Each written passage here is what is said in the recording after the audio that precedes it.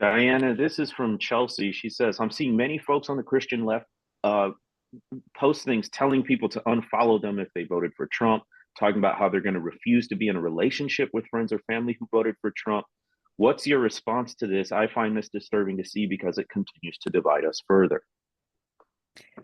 Yeah, I was actually thinking about this today because so much of my theological and pastoral work in the last couple years has centered around the uh, trying to shift Christians away from violent images of faith toward a different set of iconic sort of images that we can create peace and community around.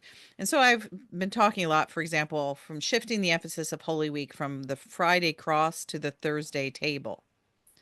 And so simply today, I was thinking about the table and how in the week of last week of Jesus' life, there were all these people who were around the table, including a couple people who wind up betraying Jesus, Judas notably.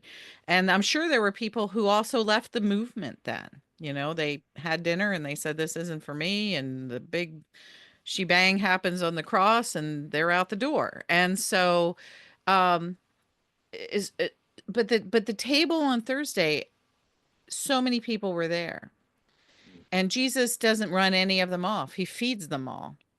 And so there's a sort of a fundamental Christian call to sitting at table with even those who will betray you. Now, given that, it also means that there's moral responsibility on the part of the people who are the leaders at the table. Is that if Judas is going to go after somebody else at the table besides Jesus, I think Jesus would have stepped in and taken Judas out of the room and said, you know, you can betray me, but you're not going to hurt Peter or what have you.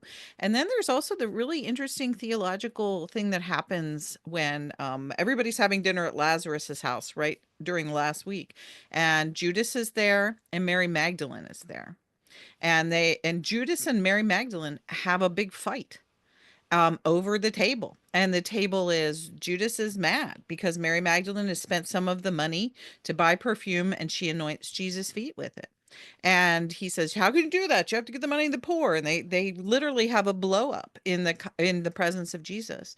And what happens is that Jesus backs Mary Magdalene. And then I've thought about that. I thought that would make a great sermon. Is that yeah, you have the table, and sometimes there are fights around the table.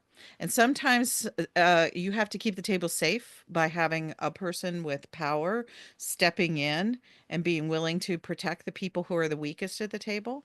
And then sometimes you just have to choose. Am I going to be like Judas or Mary Magdalene?